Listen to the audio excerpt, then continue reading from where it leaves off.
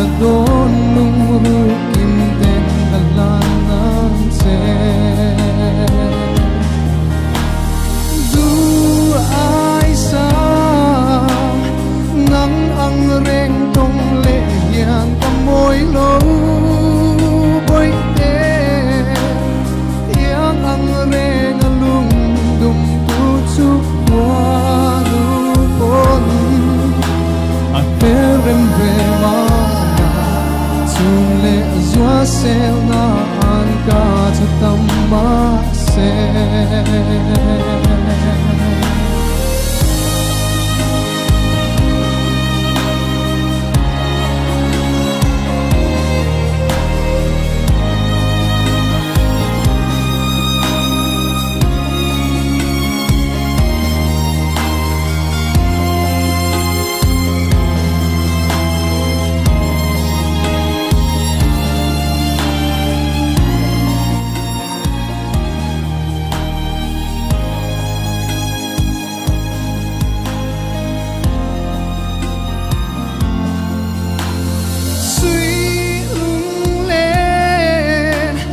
zuang si lim tha tir chang te hian du lai hun le ni te hian chua pui mai se o ka thai chang mai te la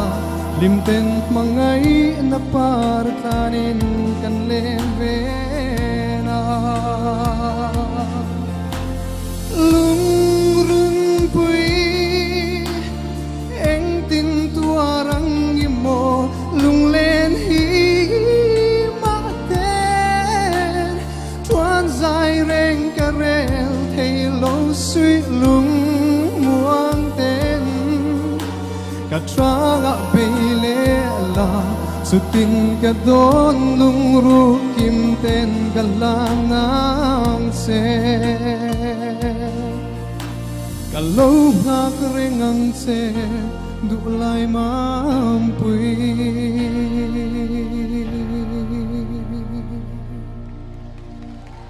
Hello,